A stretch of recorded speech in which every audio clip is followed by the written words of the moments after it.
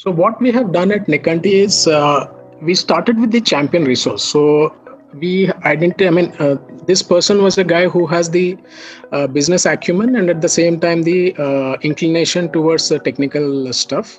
So once we have identified this person, so what we have done is we have also brought in the IT team. So IT were like intermediary step where they will assist with the any technical issues or any technical queries that the users have.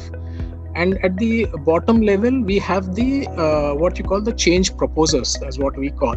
So these are your guys, I mean, who are typically looking at bringing about a lot of process changes and who want to make things better. So those are the guys, I mean, who you need to drive down the point that yes, we have a tool with us now, and you can feel free to come up with whatever changes you want to bring in. And once these change proposers have come up with a set of ideas or set of changes that they want to bring in, we ask them to discuss with their manager or with the department head so that it can be properly vetted through.